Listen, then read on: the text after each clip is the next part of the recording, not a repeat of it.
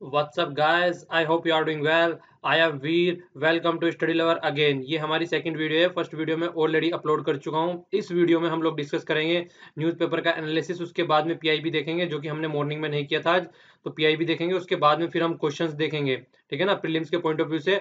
और उसके बाद में फिर हम कुछ टॉपिक्स का रिवीजन भी करेंगे इन क्वेश्चनों के बीच में ही। और उसके बाद में फिर जो मॉर्निंग में मैंने क्वेश्चन दिए थे उनका एनालिसिस करेंगे कि कौन कौन से क्वेश्चनों का क्या क्या आंसर, उनका आंसर देखेंगे, ठीक है। तो ये कंप्लीट वीडियो इस पैटर्न पे चलेगी। तो फर्स्ट पेज पे न्यूज दे रखी है, इन्फोसिस से रिलेटेड न्यूज है। देखिए, इन्फोसिस एक आईटी कंपनी है इंडिया में, और ये जो करने मतलब आप लोगों ने सुना होगा अभी H1B वीजा वाला चक्कर। तो H1B वीजा का जो चक्कर चल रहा है यूएसए में, ये एक नॉन इमिग्रेंट वीजा होता है। तो ये यूएसए ने इसकी काफी क्वांटिटी बढ़ा दी है। और क्वांटिटी क्या बढ़ाती है, उन्होंने एक सीलिंग रख दी है। सीलिंग किससे रिलेटेड? पहले जो वर्कर की जो सैलरी हुआ करती थी वो लगभग इतनी हुआ करती थी, तो उनको H1B वीजा मिल जाता था। अब उसको डबल से भी ज्यादा कर दिया है। अब किसी की सैलरी इतनी होगी तो तब उसको H1B वीजा मिल जाएगा। ऐसा क्यों किया गया? ऐसा इसलिए किया गया, अगर मान लीजिए एक अच्छी खासी सैलरी का आदमी वहां पे आ रहा है तो वो ढंग से रहेगा, मतलब एक प्रॉपर वे में कंट्रीब्यूट भी करेगा सोसाइटी में। और मतलब एक जिस तरीके से स्टैंडर्ड नहीं होता है सोसाइटी का रहने का, तो उस तरीके से रहेगा। अगर कोई छोटी मोटी सैलरी का बंदा जा रहा है वहां पे जाके, अगर कुछ उल्टे सीधे काम भी हो रही है तो उनमें इंडल्ज रहेगा, क्योंकि वो प्रॉपर अपना ख्याल तो रख नहीं पाएगा। इतने कम पैसों में वो देख रेख तो चीजों की कर नहीं पाएगा। तो एक तो ये चीज एक तो ये चीज है, और दूसरी इसके साथ में क्या है, ये भी है कि एक तरीके से कि मतलब इनको एक अच्छे लेवल की अगर सैलरी का बंदा रखेंगे तो एक अच्छे लेवल की इनकी सोसाइटी बनेगी, ठीक है ना। तो वहां पे और जो भीड़ लगी रहती है इंडियन आईटी वर्करों की वहां पे, वो भीड़ भी कम हो जाएगी। तो फिर क्या होगा, इनकी खुद के जो बंदे हैं वहां के, उनको एम्प्लॉयमेंट मिलेगा। तो बहुत सारे रीजन है, कोई एक रीजन नहीं है जिसकी वजह से इन्होंने ये किया है।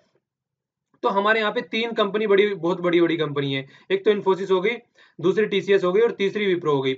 अगर इसका उसके हिसाब से देखा जाए तो सबसे बड़ी कंपनी कौन है, तो यहाँ पे टीसीएस है, ठीक है ना। सेकंड नंबर पे इन्फोसिस आती है और उसके बाद में विप्रो आती है। ओके, तो ये इनका नंबर याद रखिएगा। तो ये क्या करने जा रही है, वन लगभग 10,000 अमेरिकन को हायर करने जा रही है। इन्फोसिस की बात हो रही है यहाँ पे। ओके, तो ये लगभग 10,000 अमेरिकन को हायर करेगी नेक्स्ट 2 ईयर में।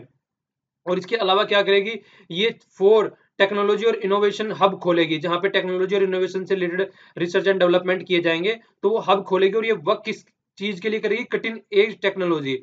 देखिए, कटिंग एज टेक्नोलॉजी एक मतलब कोई भी न्यू टेक्नोलॉजी, खासकर आईटी फील्ड से कनेक्टेड इस वर्ड को यूज किया जाता है। वैसे तो आज की डेट में और जगह भी यूज करने लगे हैं, पर कटिंग एज टेक्नोलॉजी का मतलब वही होता है कोई भी नई टेक्नोलॉजी, ठीक है, जिससे एक बहुत ही बड़े लार्ज स्केल पे एक किसी सेक्टर में इंपैक्ट पड़ रहा है, तो उसको बोलेंगे। जैसे आर्टिफिशियल इंटेलिजेंस हो गया, जिसके बेस पर आज की डेट में रोबोट का भी इस्तेमाल किया जा रहा है, रोबोट बनाए जा रहे हैं। क्लाउड कंप्यूटिंग वगैरह हो गया, बिग डेटा हो गया।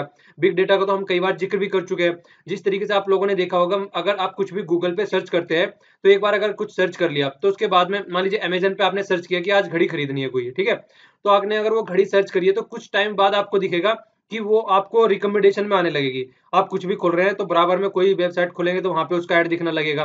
तो ये डेटा इस तरीके से उठाया जाता है। तो ये बड़ी बड़ी जितनी कंपनी होती है, ये देखती है कि क्या क्या आप लोग सर्च कर रहे हैं, तो उसके हिसाब से आपको रिकमेंड करने लगती है। इसी तरीके से यूट्यूब पे अगर जो भी वीडियो आप सर्च करते हैं तो कुछ टाइम बाद में आपको रिकमेंडेशन में उसी चैनल की या फिर उसी तरीके की वीडियो दिखने लगती है। तो ये यूट्यूब भी यूज करता है। आप फेसबुक पे देख लिए, कहीं पे भी अगर आप इस चीज को यूज करेंगे तो बड़ी बड़ी जितनी कंपनी है ना, ये अगर आप एक बार यूज कर लेते हैं उनका प्लेटफॉर्म, तो फिर वो आपकी एक इन्फॉर्मेशन जान जाती है किस तरीके का बंदा क्या चीजें सर्च कर रहा है, तो फिर वो आपको रिकमेंडेशन में लेने लगती है। तो इस तरीके से बिग डेटा का कलेक्शन इसको बोला जाता है, ठीक है। अब यहाँ पे क्या बोले, देखिए यहाँ पे इसके ग्राफ के थ्रू क्या दिखाने की कोशिश कर रहे हैं। ये ग्राफ के थ्रू यहाँ पे दिखाने की कोशिश कर रहे हैं कि जो H1B वीजा का जो यूज किया जाता था, वो सबसे ज्यादा इन्फोसिस के द्वारा ही किया जाता था, ठीक है ना। यहाँ पे देख लीजिए, सारा दिखा रखा है। ये यहाँ पे तो आगे कम हो गया है लगभग, तो यहाँ पे बहुत ज्यादा था स्टार्टिंग में, ठीक है। तो ये कुछ तो ये भी चक्कर है, और अब इससे फायदा भी रहेगा अगर ये अमेरिका के लिए काम करेंगे, तो मतलब इनको H1B वीजा मिलने में दिक्कत नहीं रहेगी, और खासकर वर्करों वाली इनकी प्रॉब्लम भी सॉर्ट आउट हो जाएगी, ठीक है। तो ये कंप्लीट आर्टिकल था। याद रखिएगा कि ये तीन कंपनी बड़ी बड़ी है इनमें। चलिए ये बताइएगा, ये भी काफी इंपॉर्टेंट है। ये बताइएगा कि फाउंडर कौन कौन है इनके, ठीक है ना। इनके फाउंडरों के नाम लिखिए। चलिए, थोड़ा आप लोगों को आइडिया हो जाएगा कि कंपनी की कैसी कैसी कंपनी है, कितना इसका मतलब एक तरीके से एरिया है, तो आपको काफी इन्फॉर्मेशन मिलेगी। इस तरीके की न्यूज भी कई बार एक क्वेश्चन में पूछ ली जाती है, खासकर जो हिस्ट्री से रिलेटेड चीजें होती हैं यहाँ पे। देखिए, यहाँ पे ये बोला जा रहा है कि मोस्ट हैवी वेट म्यूजियम, तो ये म्यूजियम बनाने की बात कर रहे हैं। ये पेज फर्स्ट पे न्यूज है, ठीक है। कहाँ पे? ये देवांगरे कर्नाटका में, कर्नाटका याद रखिएगा। तो इसको बोला क्या जा रहा है, तुला भवन बोला जा रहा है। एक्चुअली फंडा क्या था, फंडा ये था, एक आदमी थे, ठीक है ना, उन आदमी ने क्या किया, कलेक्शन करना स्टार्ट किया वेट के, जितने भी वेट होते हैं पुराने टाइम के, जैसे कि यहाँ पे निजाम हैदराबाद के ले लीजिए, या आदिल शाही, ये आदिल शाही मतलब डेंसिटी वाली ले लीजिए, तो जितने भी पुराने थे, मैसूर वाले ले लीजिए, वदियार वाला जो था, तो यहाँ पे पुराने या और भी कहीं से भी जहाँ से इनको मिलते रहे, तो इन्होंने कलेक्शन करना स्टार्ट किया। तराजू टाइप में हो गया, बाट जो हो गए जो यूज किए जाते हैं उनमें, तो उन सब चीजों का इन्होंने कलेक्शन करना स्टार्ट किया। तो इसी के बेस पे 2016 में जो रहा इनका लिम्का बुक ऑफ रिकॉर्ड में इनका नाम भी आ गया, ठीक है ना। और जनवरी में इन्होंने जो डिपार्टमेंट पोस्ट है, इंडियन जो पोस्ट ऑफिस है, तो उन्होंने डिक्लेयर भी किया कि फर्स्ट ऑफिस, ये एक फर्स्ट है इस तरीके का हमारी कंट्री में, ठीक है। तो ये क्या है, नाम याद रखना है, तुला भवन। एक तो ये बात हो गई, दो इसमें लगभग 3 सेंचुरी से मतलब चीजें यहाँ पे कलेक्शन है, 3 सेंचुरी पुरानी यहाँ पे सब चीजें जो आप लोगों को दिख रही हैं इसमें पिक्चर में, तो 3 सेंचुरी पुरानी ये चीजें यहाँ पे रखी गई हैं, ठीक है। और इसके अलावा देखिए जो एक कहानी है, इसके पीछे की कहानी क्या है, पीछे की कहानी ये है कि पहले तो पिताश्री, इनका नाम था चिन्ना वीरप्पा यामालाली, ठीक है ना, तो ये इनका नाम था चिन्ना वीरप्पा यामालाली। फिर ये इन्होंने क्या किया, इन्होंने इन सब चीजों का सेलेक्ट, इन्होंने इन सब चीजों का कलेक्शन करना स्टार्ट किया। तो इन्होंने जब तक इसका कलेक्शन किया करते रहे, तो ये बिजनेस चल रहा था। फिर इनके बेटे ने भी ज्वाइन कर लिया इनको, ये इनके बेटे का नाम है, तो फिर इन्होंने भी इनको ज्वाइन कर लिया। तो ज्वाइन करने के बाद में ये तो एक्सपायर हो गए, तो फिर इनके बेटे ने इनको आगे चलाया। तो आगे चलाने के बाद में इनका कलेक्शन जो था वो अच्छा खासा हो गया। तो इन्होंने क्या किया, इन्होंने सोचा यार म्यूजियम बना देते हैं इसका। तो फिर जो इन्होंने म्यूजियम बनाया, फिर ये सब चीजें आगे होगी कि इस तरीके से फिर गवर्नमेंट से भी इनके कॉन्टेक्ट हो गए, तो इस तरीके से तुला भवन इसको अब बोला जाएगा। तो याद रखिएगा, तुला भवन कर्नाटका में आप लोग बोल सकते हैं। और सारी इन्फॉर्मेशन हो गई, लिम्का बुक ऑफ रिकॉर्ड में भी इन्फॉर्मेशन, तो थोड़ी थोड़ी इन्फॉर्मेशन है ये। पेज 2 पर ये न्यूज है, इनके बारे में भी थोड़ी आप लोगों को इन्फॉर्मेशन होनी चाहिए कि ये कई बार कल्चर के पॉइंट ऑफ व्यू से क्वेश्चन इस तरीके के निकल के आ जाते हैं। छोटे छोटे फेस्टिवल जो अलग अलग स्टेट में सेलिब्रेट किए जाते हैं, जो कि किसी पर्टिकुलर एरिया में ओनली इंपॉर्टेंट रहते हैं, तो उनके बारे में पूछ लिया जाता है। जैसे कि यहाँ पे लिखा हुआ है, ये ठकुरानी जतरा फेस्टिवल, तो ये कहाँ पे सेलिब्रेट किया जाता है, तो कम से कम एक मतलब डिस्ट्रिक्ट का नाम नहीं, या फिर किसी पर्टिकुलर एरिया का नाम नहीं, तो कम से कम स्टेट का नाम तो कम से कम आप लोगों को पता रहना चाहिए, ठीक है ना। तो ये बहरामपुर गंजाम डिस्ट्रिक्ट में बनाया जाता है, उड़ीसा में। ओके, उड़ीसा से हमने कई सारी चीजें और भी डिस्कस की थी, उड़ीसा की ट्राइब डिस्कस की थी हम लोगों ने, न्यामगिरी हिल वाला टॉपिक डिस्कस किया था, तो वो सारी चीजें हम लोगों ने डिस्कस की थी। बॉक्साइट से रिलेटेड मैंने चीजें आप लोगों को बताई थी, ठीक है, याद आ रहा है कुछ कुछ वो सारे, तो वो सारे पॉइंट थोड़े रिवाइज करते रहा करो यार, वरना फिर भूल जाओगे, फिर ऐसा ही हो जाएगा। ओके, पेज 11 पे न्यूज है, वही कंट्रोवर्सी जो आधार कार्ड से चली हुई आ रही है बहुत पुराने टाइम से। आधार कार्ड मैंडेटरी करने की बात चलती है, तो फिर सुप्रीम कोर्ट बीच में आ जाता है, कहीं मिड डे मील में उसको फिक्स करने की बात चलती है, तो फिर कोई ना कोई पीएल डाल देता है सुप्रीम कोर्ट में कि ये क्या चल रहा है, तो उसी के ऊपर कंट्रोवर्सी चल रही है। तो उसी से रिलेटेड फिर से ये बात आज निकल के आई है, क्या निकल के आई है बात अभी यहाँ पे, कि जो मुकुल रोहतगी जी हैं वो डिफेंड कर रहे हैं गवर्नमेंट के डिसीजन को आधार कार्ड से रिलेटेड। उन्होंने बोला है कि देखिए आज की डेट में अगर पैन कार्ड के बेस पे भी देखा जाए, तो लगभग 10 लाख जो कैंसिल किए गए हैं ड्यू टू डुप्लीकेशन। तो आधार कार्ड की वजह से अगर उनको कनेक्ट किया जा रहा है, तो देखिए डुप्लीकेशन वाला जो चक्कर है, हमने डिस्कस किया था कि बहुत सारे आधार कार्ड जो है डेली नए नए बनाए जाते हैं वो डुप्लीकेट में, तो उसको अलग किया जाएगा, ठीक है ना। आधार कार्ड की वजह से ये बोल रहे हैं जो लीकेज वगैरह होता है वेलफेयर या पेंशन वगैरह की जो स्कीम होती है, तो 50,000 करोड़ यहाँ से हम सेव कर पा रहे हैं, जिनका हम आगे कहीं भी अच्छे तरीके से यूज किया जा सकता है, ठीक है।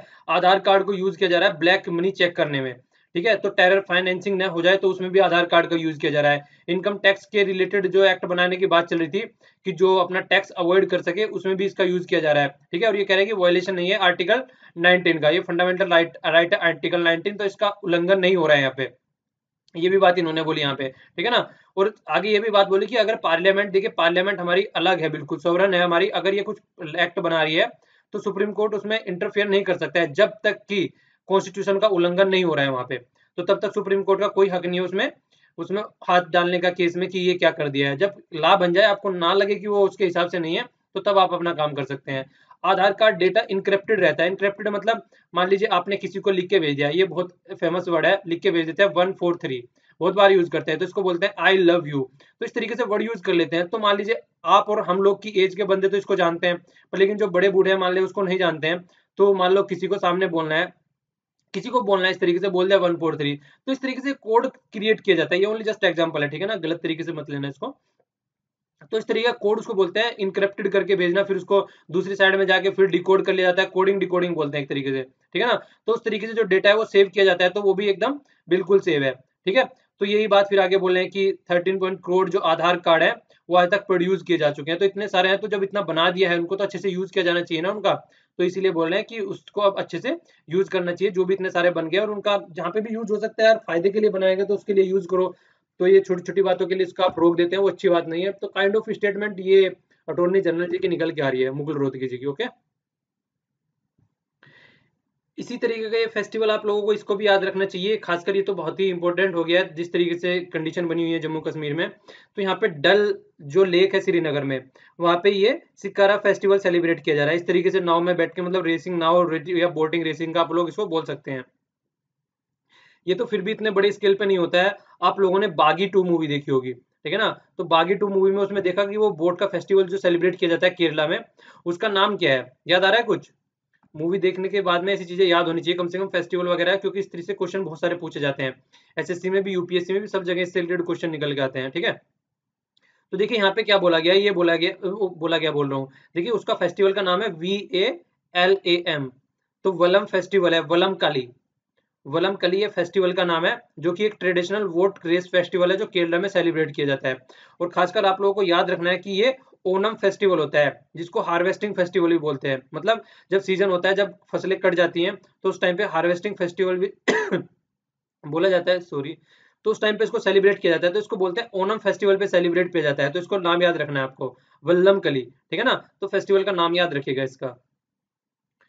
पेज 13 पे न्यूज है, बहुत ही ज्यादा इंपॉर्टेंट न्यूज हो सकती है, खासकर जो आरबीआई के पेपर आ रहे हैं और बैंकिंग के पेपर आ रहे हैं उसके लिए तो बहुत ही ज्यादा इंपॉर्टेंट है। तो इसको याद रखिएगा थोड़ा, ठीक है ना?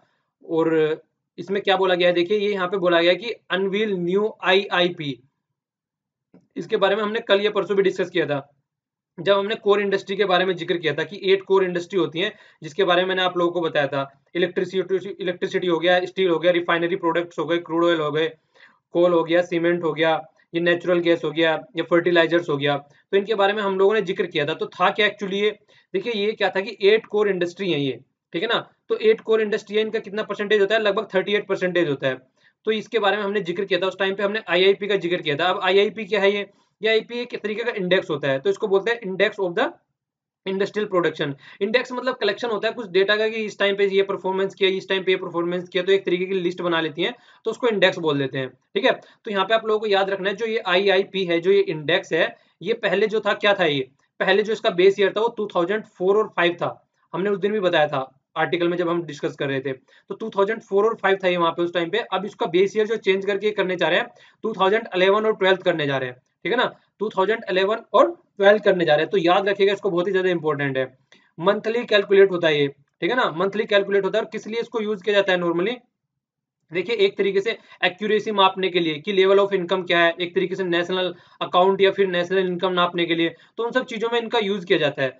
तो मतलब एक वो पता चल जाता है कि हमारी इंडस्ट्री किस तरीके से वर्क कर रही है। तो ये मतलब टोटल कितना, कहाँ पे कितना इंप्रूव हो रहा है, इंप्रूवमेंट हो रहा है, तो वो सब चीजों का पता चल जाता है हम लोगों को। तो इंडिया का इंडेक्स है, ऐसा नहीं है कि कोई और वर्ल्ड का इंडेक्स है। तो इसमें माइनिंग हो गया, इलेक्ट्रिसिटी हो गया, मैन्युफैक्चरिंग, इन सब का पता लगाया जाता है। ओके, इसको जो कंपाइल करता है और जो पब्लिश करता है, ये भी आप लोगों को याद रखना है, सीएसओ करता है। सीएसओ करता है, याद रखना है इसको, सीएसओ सेंट्रल स्टैटिस्टिकल ऑर्गेनाइजेशन। इसका इस सीएसओ का जिक्र हम लोगों ने इतनी बार किया है, जब हम लोग डिस्कस कर रहे थे अपना इकोनॉमिक सर्वे डिस्कस कर रहे थे, वहां पे इसका बहुत बार जिक्र आया। तो मैंने आप लोगों को कई बार बता भी चुका हूँ। किस मिनिस्ट्री के अंडर में आता है, याद आ रहा है कुछ? Ministry of statistics and programme implementation, उसका नाम याद रखिएगा। Ministry of statistics and programme implementation के अंदर आता है सीएसओ, जो कि कलेक्शन करता है डेटा का अलग अलग लेवल पे जाके, ठीक है? तो ये न्यूज भी इंपॉर्टेंट हो जाती है, इसको याद रखिएगा। ये सारी फैक्चुअल इन्फॉर्मेशन है। बैंकिंग में खासकर एसएससी में तो इस तरीके की इन्फॉर्मेशन कई बार पूछ ली जाती है, और यूपीएससी में भी इस तरीके के क्वेश्चन बना दिए जाते हैं कि बेस ईयर क्या है, पहले क्या मतलब कौन कौन सी कोर इंडस्ट्री अकाउंट करता है। तो कोर इंडस्ट्री हो सकता है किसी एक कोर इंडस्ट्री का नाम हटा के क्वेश्चन बना दे। तो अगर आप लोगों को पता है तो यहीं से ही 5-7 क्वेश्चन बन सकते हैं आराम से। ओके, ये वाली न्यूज पेज 14 में है, ये भी एक अच्छी न्यूज हो सकती है। यहाँ पे लिखा है eclectic FPI mix drive India equities. तो देखिए ये यहाँ पे मिक्स की बात की गई है। जो एफपीआई होता है, अलग अलग कंट्री से हमारे यहाँ पे एफपीआई आते हैं, ड्राइव इंडियन इक्विटीज। तो इक्विटीज क्या होती हैं? ये कई बार वर्ड आता है, आप लोग मतलब कंफ्यूज हो जाते हैं, हालांकि मैं कई बार डिस्कस कर चुका हूँ इसको। देखिए इक्विटीज होता है जो वैल्यूज होती है शेयर की, जो कोई कंपनी इशू करती है। और ये कंपनी क्यों इशू करती है? कंपनी इशू कई कई चीजों के लिए करती है। जो मेन पर्पज रहता है वो क्या रहता है ये मेन पर्पज रहता है एक तरीके से मार्केट से पैसा उठाना। मान लीजिए जैसे आप लोगों ने देखा होगा कि कोई बोलता है आप लोगों को मैंने उस कंपनी के शेयर खरीद रखे हैं, तो शेयर खरीद रखे तो इसका मतलब इसने उस कंपनी में इन्वेस्ट कर रखा है इस बंदे ने, ठीक है ना। उस कंपनी के जो ओनर है, उस कंपनी के ओनर को इसने पैसे दे रखे हैं और यहाँ पे इसके शेयर खरीद रखे हैं, ठीक है ना। तो इस तरीके से अगर वहां पे तो जो शेयर खरीदे जाते हैं बेचे जाते हैं वहां पे उस चीज को बोलते हैं इक्विटी, ठीक है ना। तो पैसा इकट्ठा करने के लिए मार्केट से इक्विटी का यूज करती है कोई भी कंपनी, तो इसको याद रखिएगा आप लोग, ठीक है ना। तो यहाँ पे बताया गया देखिए जो एफपीआई होते हैं इंस्टीट्यूशनल इन्वेस्टर बोला गया है यहाँ पे, ठीक है ना। देखिए सारी कंट्री के पहले तो यहाँ पे कुछ कंट्री और कुछ आइलैंड के नाम यहाँ पे दे रखे हैं। तो जैसे ये हो गया त्रिनाद दादो और टबागो टबागो, रशिया हो गया, ब्राजील हो गया, ग्रीक हो गया। तो ये सारे आइलैंड, ये कई सारे आइलैंड भी है इसमें, कुक आइलैंड हो गया, इसराइल हो गया। तो ये सारे के नाम दे रखे हैं उन्होंने। तो यहाँ से क्या होता है बहुत सारा एफपीपीआई आता है इंडिया में, जिसको बोलते हैं एफपीआई, फॉरेन पोर्टफोलियो इन्वेस्टर। तो ये फॉरेन पोर्टफोलियो इन्वेस्टर होते हैं, यहाँ से इन्वेस्ट करने आते हैं। इन्वेस्ट क्या करते हैं मतलब ये तो आप लोग बोल सकते हैं इनको, ये मतलब होते क्या है, ये आदमी होते हैं या फिर छोटी मोटी कोई कंपनी होती है जो कि रजिस्टर रहती है। कहाँ पे रजिस्टर रहती है, ये रजिस्टर रहती है security and exchange board of India से भी बोलते हैं इसको। गवर्नमेंट ऑफ इंडिया का है, इसका हेडक्वार्टर कहाँ पे, कई बार पूछ चुका हूं, मुंबई में इसका हेडक्वार्टर है, ठीक है ना। और जो चेयरमैन है इसका कल परसों भी जिक्र किया था हमने, कौन है, अजय त्यागी जी इसके चेयरमैन है। तो इसके बारे में हमने जिक्र किया था। तो ये जो स्टॉक मार्केट होती है इसको देखिए इंडियन इक्विटी मार्केट भी बोलते हैं। तो इक्विटी का मैंने क्या बोला आप लोगों को अभी, स्टॉक मतलब इसकी जो शेयर्स वगैरह होते हैं, तो इसलिए इसको इंडियन स्टॉक मार्केट भी बोलते हैं। तो दोनों इसी के ही नाम है, ठीक है। तो इसी के नाम है। तो ये मतलब इसके अंदर रजिस्टर रहते हैं। तो उस तरीके से क्या होता है जो रजिस्टर रहते हैं फिर यहाँ पे इन्वेस्ट कर सकते हैं। इन्वेस्ट क्यों करते हैं, कोई भी आदमी कहाँ पे क्यों इन्वेस्ट करेगा, आपको बोला जा रहा है। आप मान लीजिए वीडियो देख रहे हैं, तो आप अपना टाइम इन्वेस्ट कर रहे हैं यहाँ पे, बैठ के ऐसे नहीं देख रहे हैं, अपना टाइम लगा रहे हैं यहाँ पे, अपना डेटा लगा रहे हैं यहाँ पे। तो आपको फ्री में थोड़ी ना देखने को मिल रही है ये वीडियो, आप यहाँ पे कर रहे हैं। और सबसे बड़ा इंपॉर्टेंट चीज होती है टाइम, आप अपना टाइम लगा रहे हैं इसको देखने में वीडियो को। तो इसका मतलब आप क्या कर रहे हैं, इन्वेस्ट कर रहे हैं यहाँ पे। तो इसी तरीके से इन्वेस्ट क्यों कर रहे हैं, इन्वेस्ट इसीलिए कर रहे हैं क्योंकि यहाँ से आप लोगों को कुछ सीखने को मिल रहा है। अगर आप लोगों को यहाँ से कुछ सीखने को नहीं मिलेगा तो आप क्यों देखेंगे ये वीडियो। तो देखिए ये मैं एक जनरल एग्जांपल ले रहा हूँ जिससे कि आप डायरेक्ट कोरिलेट कर सके। इसीलिए बाहर की कंपनी यहाँ पे आके क्यों इन्वेस्ट करेगी, वो इसीलिए इन्वेस्ट करेगी ना क्योंकि उनको अच्छा खासा प्रॉफिट मिल जाए। अगर उनको प्रॉफिट नहीं मिल रहा है तो वे किसी और कंट्री में जाएंगे, वहां पे जाके इन्वेस्ट करेंगे। हमने देखा था अभी इंडिया की जो स्टॉक मार्केट है वो 3K से ऊपर चली गई थी। तो वो इसीलिए चली गई थी क्योंकि जो एफपीपीआई है, जो बाहर के ये एफपीआई है, जो बाहर वाले इन्वेस्टर है, बहुत ज्यादा इन्वेस्ट कर रहे हैं यहाँ पे आगे। हम लोगों ने उस दिन जिक्र भी किया था कि किस तरीके से डॉलर बढ़ रहा है और जिस तरीके से रुपीज बढ़ रही है, डॉलर की वैल्यू घट रही है, तो किस तरीके से इंपैक्ट पड़ रहा है। तो वो भी सारा इंपैक्ट देखा जाता है, उसके हिसाब से क्या होता है यहाँ पे इनको अच्छा खासा रिटर्न मिल जाता है। तो इनको अच्छा खासा रिटर्न मिल जाता है तो यहाँ पे इन्वेस्ट करते हैं, ठीक है। तो ये बात हम लोगों ने डिस्कस की थी। तो आप लोगों को फिलहाल आप लोग ये याद रख सकते हैं कि सबसे ज्यादा एफपीआई किस कंट्री की है यहाँ पे। पहले नंबर पे यूएसए की है, यूएसए की है लगभग 2700, ठीक है ना। दूसरे नंबर पे लग्जमबर्ग की है लगभग 1000 है। और तीसरे नंबर पे कनाडा है, ठीक है ना। और फिर है मॉरिशस। तो ये कम तक चार तो कम से कम याद रखिएगा, ये रटने की जरूरत नहीं है इतना कि कितनी कितनी है, बस ये याद रख लीजिएगा कि कौन कौन सी है। कम से कम ये चार, तीन चार का नाम आप लोगों को पता होना चाहिए, ठीक है। तो एफडीआई में सबसे ऊपर पहले मॉरिशस, मॉरिशस का नाम आता है, ठीक है ना। कई बार आप लोगों ने देखा होगा। तो अब तो खैर अब डबल टैक्स अवॉइडेंस वाला जो चक्कर है हम लोगों ने काफी डिस्कस किया था, काफी लंबा हो जाएगा अगर वो सब चीजें अभी यहाँ पे बताने बैठूंगा। इकोनॉमिक सर्वे का लेक्चर देखो, देखो आरबीआई का एग्जाम भी आने वाला है, अभी नोटिफिकेशन आ गया है। तो इसलिए वो लेक्चर देखो, आप लोगों को बहुत फायदा होगा, सारी चीजें लगभग क्लियर हो जाएंगी माइंड में। और जो बचे हुए चैप्टर है उनको भी मैं जल्दी से जल्दी कंप्लीट करने की कोशिश करता हूँ। ओके, डीओपीटी, ये डिपार्टमेंट ऑफ टेलीकम्युनिकेशन ने, डीओपीटी याद आ रहा है डिपार्टमेंट ऑफ टेलीकम्युनिकेशन ने इसको लॉन्च किया। इसको बोला है तरंग संचार। तरंग संचार ये एक तरीके का वेब पोर्टल है। इन्फॉर्मेशन क्या प्रोवाइड कराएगा, इन्फॉर्मेशन प्रोवाइड कराएगा जो कि इलेक्ट्रोमैग्नेटिक जो फ्रीक्वेंसी वेव निकलती है हमारे टावर वगैरह जो लगाए जाते हैं, तो उससे जो वेव्स निकलती है आप लोगों ने देखा होगा, कई बार उसके बारे में सुनने को आता है कि घरों के ऊपर नहीं लगाने दिया जा रहा है। लोगों में बहुत सारे मिथ बन गए हैं, बहुत सारे मिसकंसेप्शन बन गए हैं कि ये सब चीजें सही नहीं है। तो इस तरीके की बहुत सारी बातें निकल के आ रही है। तो ये लोगों में एक ज्ञान प्रोवाइड कराएगा, लोगों को इंपावर करेगा कि ये चीजें सही है या गलत है। तो लोगों में एक तरीके से आप लोग कहते हैं ज्ञान की ज्ञान की ज्योति जगाएगा, ठीक है ना। तो काम क्या है ये तो इस तरीके से करेगा। तो बोल क्या रहे हैं देखिए, यहाँ पे ये भी बोला जा रहा है कि डब्ल्यूएचओ ने लगभग 25,000 स्टडी कर चुके हैं डब्ल्यूएचओ वाले, कि देखिए अगर इसके मतलब लगभग 30 सालों में पिछले, तो सब्जेक्ट जो बोला जाता है ना कि ये ईएमएफ जो निकलेंगे, इलेक्ट्रोमैग्नेटिक जो फ्रीक्वेंसी रेडिएशन जो निकलेगा, ये किस तरीके से ह्यूमन को इफेक्ट डालता है। तो ये इफेक्ट वगैरह नहीं डालता है ज्यादा, ये सारे बहुत सारी इसके ऊपर स्टडी हो चुके हैं। हमारे देश में जो है बड़ी जल्दी र्यूमर फैलते हैं, तो उस र्यूमर को दूर करने के लिए तरंग संचार नाम का ये वेब पोर्टल स्टार्ट किया जा रहा है डिपार्टमेंट ऑफ टेलीकॉम के द्वारा। तो इसको याद रखना है आप लोगों को। चलिए ये क्वेश्चन बताइएगा, यहाँ पे जो डिपार्टमेंट ऑफ टेलीकॉम आता है वो किस मिनिस्ट्री के अंडर आता है, ठीक है ना। एक आधा क्वेश्चन तो बताओ कम से कम। कि किस मिनिस्ट्री के अंदर आता है इसको देख लेना, थोड़ा सा आप लोगों को मतलब पता होना चाहिए। ये डिपार्टमेंट कई बार पूछ ले जाते हैं, किसी भी स्कीम से रिलेटेड किस किस डिपार्टमेंट की मिलके काम कर रहे हैं, तो काइंड ऑफ कई बार न्यूज आती है, ठीक है। ये वाला देखिए, ये भी काफी अच्छा और इंटरेस्टिंग फैक्ट भी बोल सकते हैं, और हमको मतलब एक तरीके से गर्व कराने वाली बात भी आप वो लोग बोल सकते हैं। ये वॉल ऑफ वेल्यूर की बात चल रही है, दीवार बनाने की बात चल रही है, वेल्यूर मतलब बहादुरता की, क्या बनाने की बात चल रही है।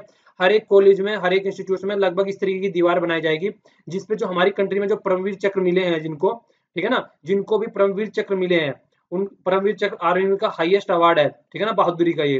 तो जिसको भी परमवीर चक्र मिला है उनकी फोटो और उनकी इन्फॉर्मेशन वगैरह उस दीवार पे गढ़ी जाएगी, उस दीवार पे लिखी जाएगी या घड़ी जाएगी, जो भी बोले उसको, और जिससे कि बच्चे उसको देख के इंस्पायर हो सके, उनके बारे में जान सके, उनकी बहादुरी की वीर गाथा को पढ़ सके। तो ये बनाने की बात चल रही है, ठीक है ना।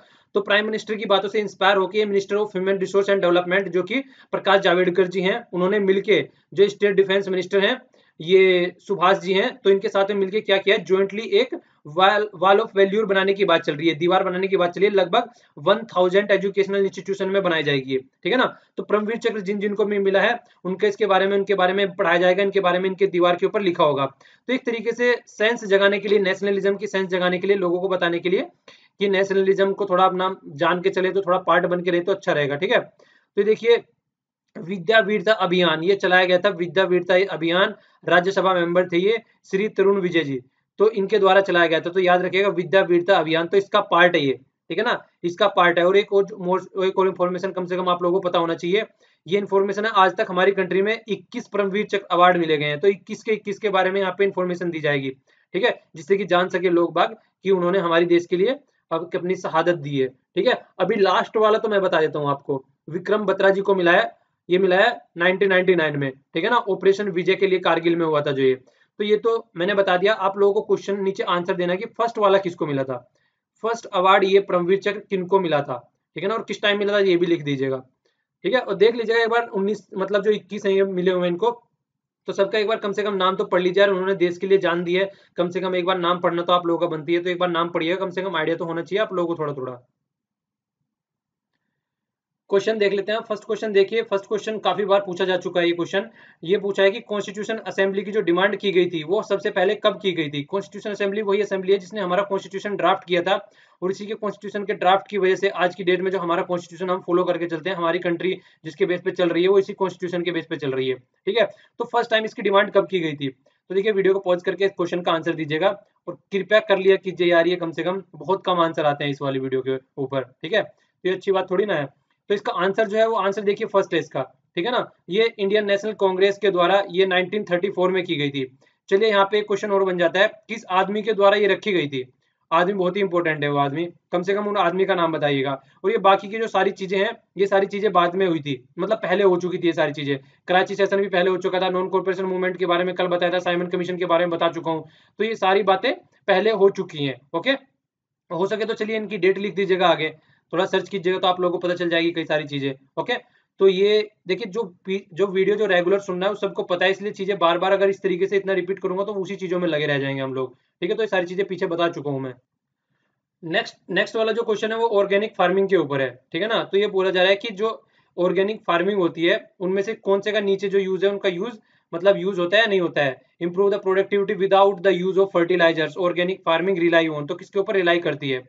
तो यहाँ पे लगा है, देखिए सबसे पहला लिखा है प्लांट ग्रोथ रेगुलेटर। अगर आप ऑर्गेनिक फार्मिंग का मतलब समझते हैं तो सीधा सीधा मतलब होता है कुछ भी ऐसी चीजें नहीं करना जो कि एक तरीके से कृत्रिम होती है, नेचुरल तरीके से चीजों को बढ़ाना और नेचुरल चीजों का यूज करना। आप लोगों ने देखा होगा कि कंपोस्ट यूज करते हैं, जो खाद वगैरह होती है पेड़ पौधों से बनी हुई, तो बिल्कुल एक नेचुरल तरीके से चीजों को करना। तो यहाँ पे लिखा है फर्स्ट वाला लिखा हुआ है कि प्लांट ग्रोथ रेगुलेटर। तो रेगुलेटर जो होता है ये एक तरीके से कृत्रिम तरीके से पेड़ों को ज्यादा बढ़ाना, तो उसका यूज किया जाता है, तो ये तो ऑर्गेनिक में नहीं। आ नैनो मटेरियल तो कंप्लीटली इनऑर्गेनिक हो जाएगा अगर इसका यूज करेंगे। जेनेटिकली मॉडिफाइड भी वही हो गया, एक तरीके से जेनेटिकली मॉडिफाइड जो क्रॉप्स होती है उनको अलग तरीके से मॉडिफाइड किया जाता है, तो ऑर्गेनिक थोड़ी ना हो गए ये। तो इनमें से कोई सा भी ऑर्गेनिक नहीं मेथड है। देखिए अगर आप लोगों को अगर बेसिक डेफिनेशन पता है ना कि ऑर्गेनिक फार्मिंग क्या होती है, तो आप क्वेश्चन को करके ले जाओगे, ठीक है ना। तो इसलिए बेसिक्स जो है वो बहुत ही इंपॉर्टेंट है, बेसिक्स पे फोकस करके चला कीजिए। तो इसका आंसर क्या हो गया, डी इसका आंसर हो गया। ओके, अब ये वाला नेक्स्ट क्वेश्चन है, ये इंडिगो रिवॉल्यूशन से या इंडिगो रिबेलियन से रिलेटेड है।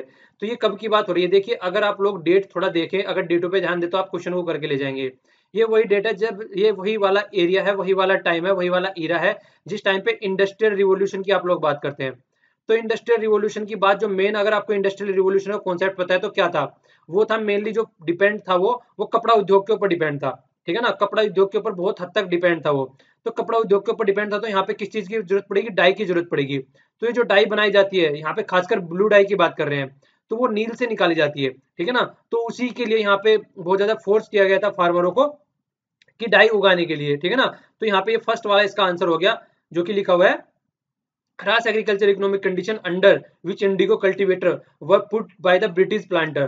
तो ब्रिटिश जो प्लांटर थे उनके द्वारा मतलब फोर्स किया जाता था कि आपको ये फसल उगानी है, और फिर उसको बहुत ही लो प्राइस पे बेचा जाता था, मतलब खरीद के ले जाते थे। ठीक है, ये वही है साहूकारी वाला चक्कर, पहले बहुत हाई लेवल पे लोन देना और फिर उसका चक्रवृद्धि ब्याज लगाना, और फिर उन्हीं के ब्याज के अंदर उनको दाब देना कि अब ये करते रहो और फ्री में वो सारा खरीद लेना। तो ये वही काम किया जाता था जिसकी वजह से हमारा देश इतनी बुरी कंडीशन में आ गया था। इतने सारे यहाँ पे फैमिन भी आए थे कि बहुत सारे लाखों लाखों आदमी मर गए थे। तो ये सारी इसी तरीके की कंडीशन थी। अब एक साइड में तो इंडिगो क्रॉप करेंगे, अगर ये एक साइड में इंडिगो क्रॉप के पीछे लगे रहेंगे तो इनको खाने के लिए भी जमीन इतनी नहीं छोड़ी जाती थी कि ये अपने घर वालों के लिए खाने के लिए, गेहूं के लिए भी खेत इनके खाली रह जाएं। सब खेतों में इंडिगो के लिए वो कल्टीवेशन कराया जाता था, ताकि वो अपना इंडस्ट्रियल जो उनका फायदा है बस उसको साध सकें। लोगों के प्रति इनका कोई भी जरा सा भी प्यार नहीं था, जरा सा भी लगाव नहीं था, और बहुत सारी मतलब उस तरीके से तो इसी तरीके की सिचुएशन की वजह से सब सड़कों पे उतर आते थे बार बार। तो क्या करें, और जब कुछ बचता नहीं है तो यही साधन बचता है ना फिर प्रोटेस्ट करने का ओनली। देखिए ये सेकंड क्वेश्चन यहाँ पे क्या है, ये है call to the action submit. ठीक है ना, तो इसके बारे में बोला गया कि ये है क्या, रिलेटेड किस चीज से है ये। ठीक है ना, तो देखिए इस तरह की फैक्चुअल इन्फॉर्मेशन होती है, आप लोगों को पता होना चाहिए, खासकर ये न्यूज में बहुत बार आती रहती है। तो रिलेटेड थी किससे, and the prevention of maternal and the child death, तो इससे रिलेटेड थी। ठीक है ना, तो ministry of health, ministry of family and health welfare के द्वारा चलाई गई थी, हेल्थ एंड फैमिली वेलफेयर के द्वारा। ठीक है ना, तो इसको याद रखिएगा, खासकर इसमें मैटरनल और चाइल्ड की बात आ जाती है, तो इस तरीके की जो स्कीम्स वगैरह होती हैं वो और ज्यादा इंपॉर्टेंट हो जाती है। तो इसको याद रखिएगा, 2015 की बातें हैं। ठीक है, आइए अब आगे चलते हैं। ये वाला फर्स्ट क्वेश्चन देखते हैं, यहाँ पे इसमें बात कर रहे हैं साउंडिंग रॉकेट की। ये वाला क्वेश्चन भी कई बार पूछा जा चुका है, एसएससी में भी और यूपीएससी में पूछा जा चुका है ये। ठीक है ना, तो देखिए यहाँ पे बात कर रहे हैं कि ये किस तरीके से लिए यूज किया जाता है ये। तो यूज कब किस लिए किया जाता है, ये यूज किया जाता है मेनली स्पेस में छोड़ा जाता है ये।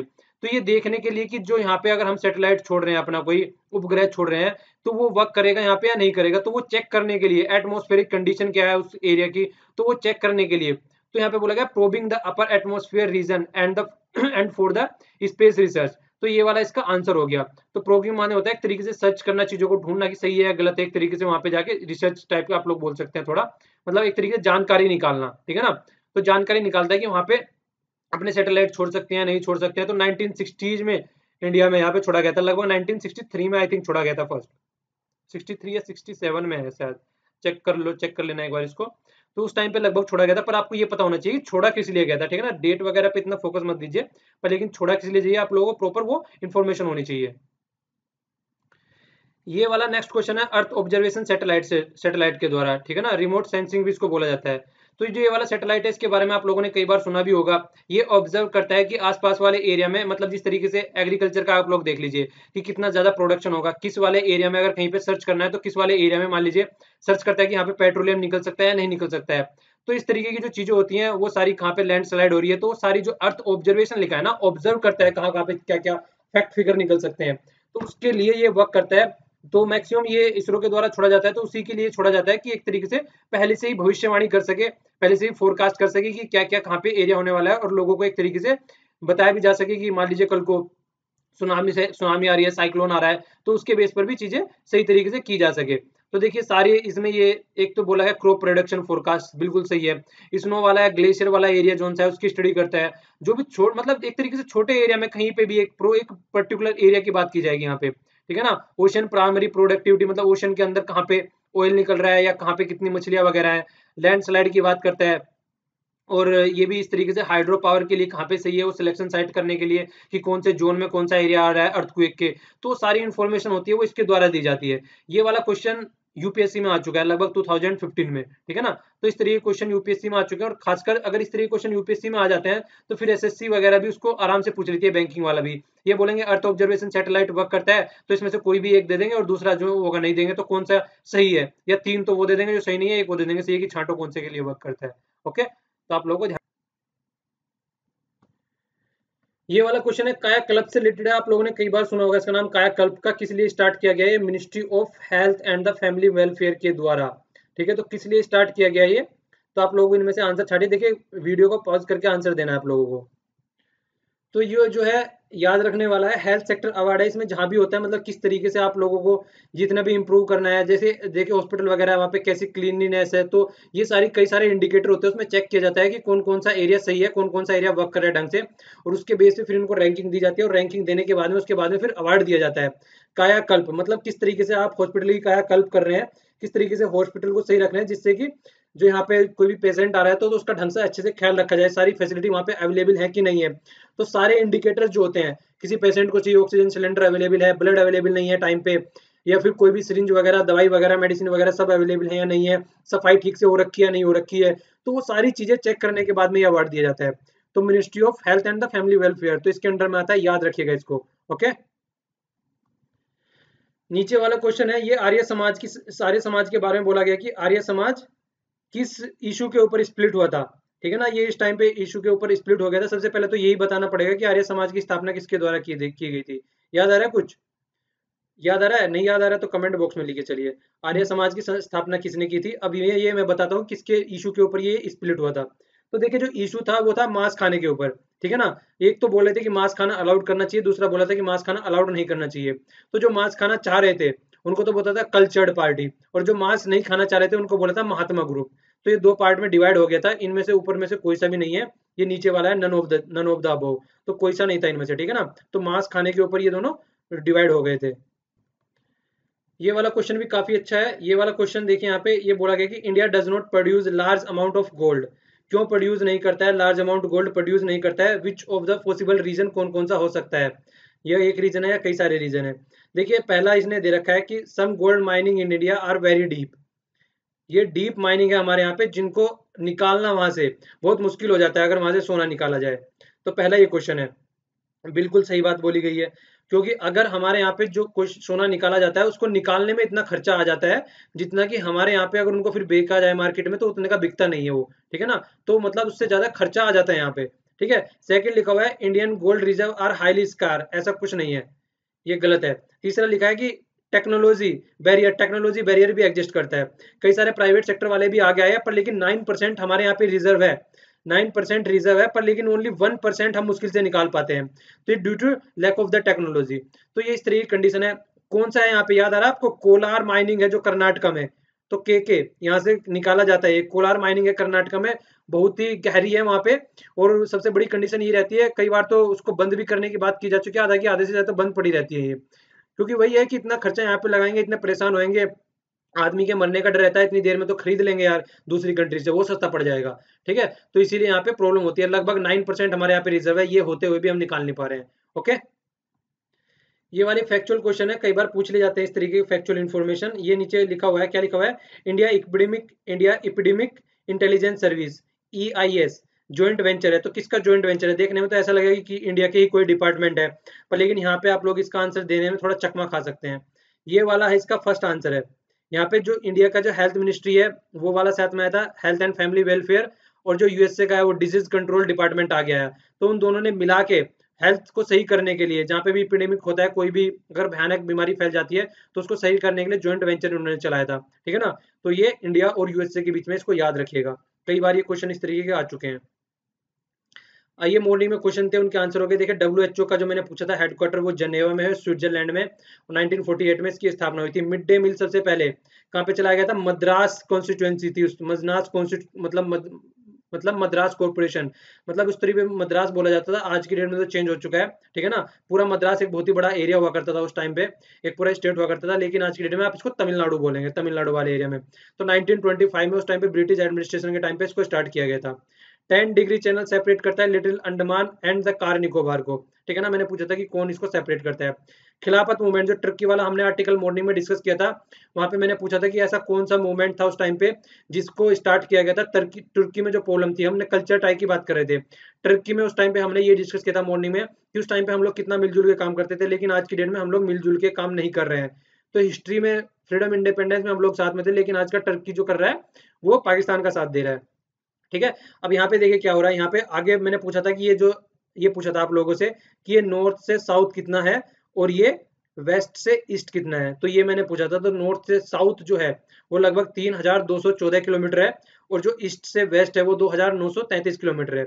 सेवंथ लार्जेस्ट इंडिया में हमारा एरिया के हिसाब से देखा जाए। और एक कई दो इन्फॉर्मेशन और है यहाँ पे, ये क्या है देखिए, अगर देखा जाए तो लैंड के फ्रंटियर के हिसाब से जो देखा जाए तो 15,200 किलोमीटर जो एरिया है हमारा, ठीक है ना, वो लैंड वाला है। पर लेकिन अगर कोस्टल लाइन के हिसाब से देखा जाए तो 7,516 है यहाँ पे। और 9 स्टेट टच होते हैं बाउंड्री, जो जो ओशन की बाउंड्री है ये 9 स्टेट टच करते हैं। गुजरात हो गया, फिर यहाँ पे नीचे महाराष्ट्र हो गया, गोवा हो गया, केरला हो गया, फिर यहाँ पे तमिलनाडु हो गया, ऊपर आंध्र प्रदेश हो गया, फिर कौन सा हो गया, उड़ीसा हो गया, फिर कौन सा हो गया, उड़ीसा से बाद में वेस्ट बंगाल हो गया। तो इस तरीके से सारे स्टेट यहाँ पे आ रखे हैं, ठीक है ना। कौन सा रह गया यहाँ पे, एक रह गया कर्नाटक रह गया यहाँ पे, ठीक है। तो टोटल 9 स्टेट आ गए। ओके। और ये पूछा था मैंने, जो food safety and the standard authority of India, तो न्यू दिल्ली में हेडक्वार्टर है, ministry of health and the family welfare के अंडर आता है। ओके। तो ये हो गया हमारा कंप्लीट आज का लेक्चर। अगर वीडियो पसंद आई है तो लाइक कीजिए और नहीं पसंद आई तो डिसलाइक कीजिए। अगर पसंद आई है तो फिर इसको शेयर भी कर दीजिएगा ताकि ज़्यादा से ज़्यादा लोगों तक पहुंचे। और एक दूसरे की हेल्प करते रहिए, इंजॉय रहिए, खुश रहिए और जितना हो सके हंसते रहिए। Thanks a lot for listening. जय हिंद।